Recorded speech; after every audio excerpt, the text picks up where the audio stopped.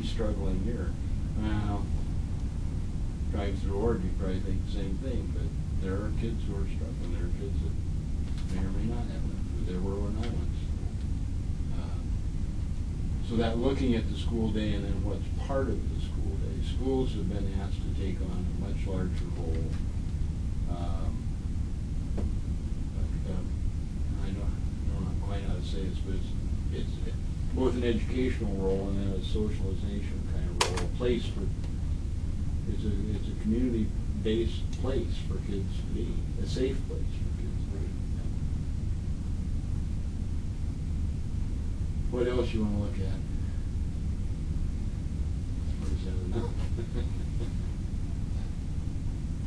I think if you examine your graduation requirements as per advanced ed and state accreditation and the things you're going to have to meet, that gives you a terrific look at what your curriculum and how instruction is going to play out in this district over the next few years. But that gives you a real, and I'm glad you said that because it gives you a place to start and a good reason to start rather than looking at a single subject perhaps.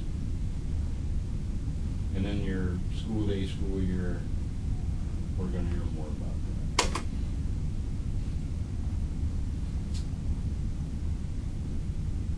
What else to keep you busy and off the streets? And I would think your faculty would be pretty interested in both of these because it's going to, that's going to be a huge impact. It's going to be a big impact on parents as well. I think that ties back to Bill's first issue he raised on morale. Yep. We've got to make sure we're hopefully on top of that all the time. That's the people that have the most direct impact on kids we're talking about, so.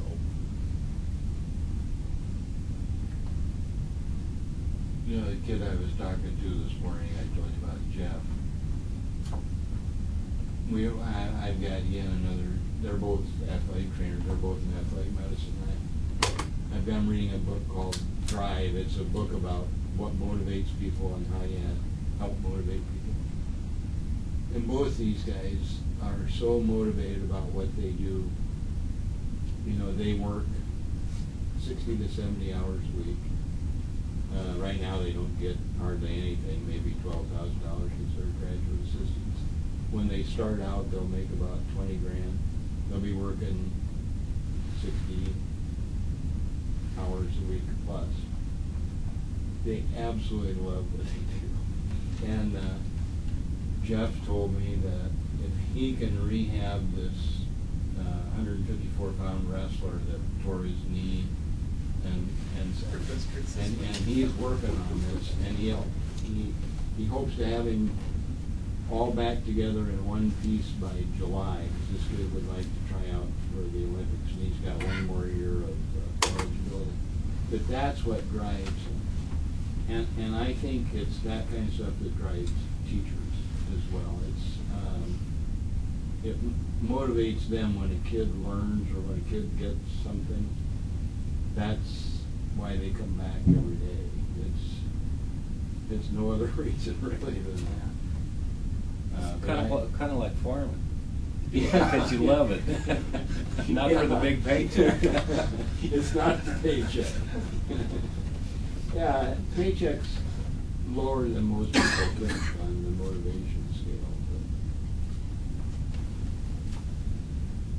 But anything else you want to tackle as a goal-setting piece? You've got two big ones: graduation requirements, or revisiting of graduation requirements, which I've taken notes about what you've said, so when I send this back to you, and you can mess with this any way you want, I'm going to try to use all of your words, and then examine the structure of your school day and the length of the school day and the school year.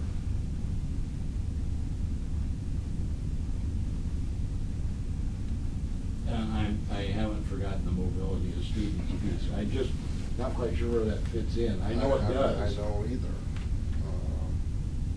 But you see it a lot. Whether it's in your kid's class or?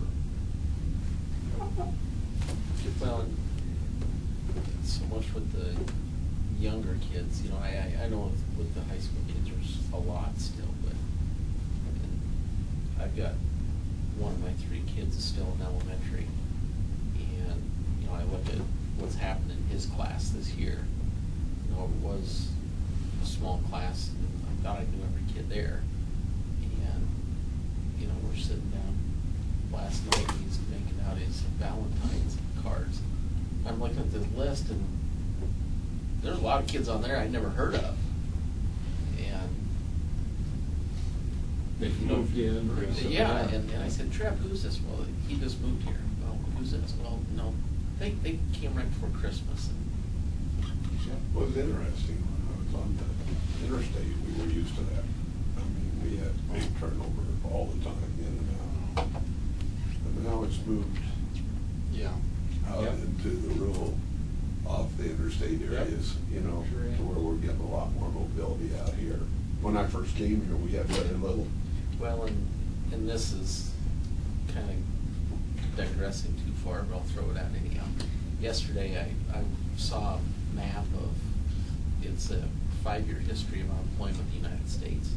And it was a color-coded map on PowerPoint that starts showing, you know, green is good, and, you know, by the time it turned purple, that means high unemployment. And what you're saying on this map, and this is supposedly based on all this federal data, so 5 years ago, you know, a few little purple spots here and there, nothing much on the whole US map.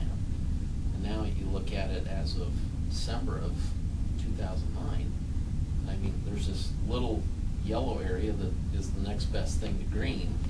It's kind of the Midwest. Yep. And then you got all this purple all the way around it. So you see all these, you know, it's almost this compression.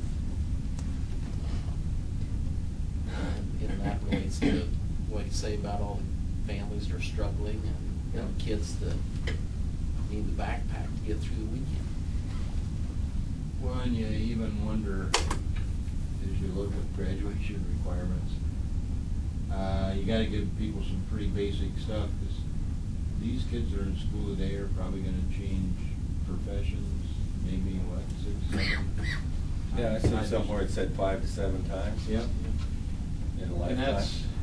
That's unbelievable. Well, yeah, I would struggle with that, but I guess maybe younger people don't.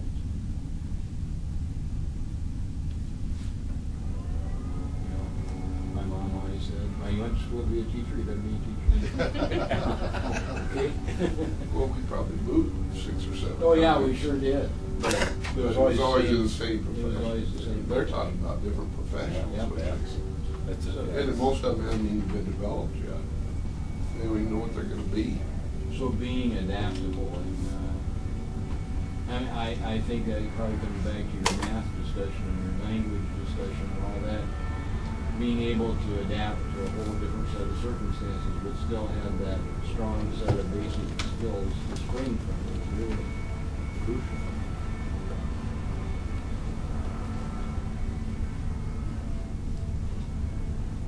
Okay, blue and gray side of the table. Anything? I put my part.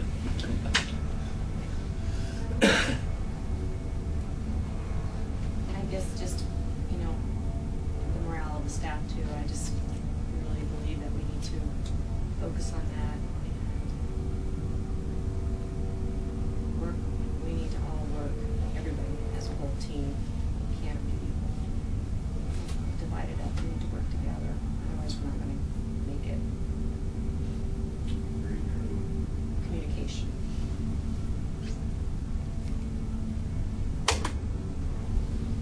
We were talking about, you know, splitting the classes.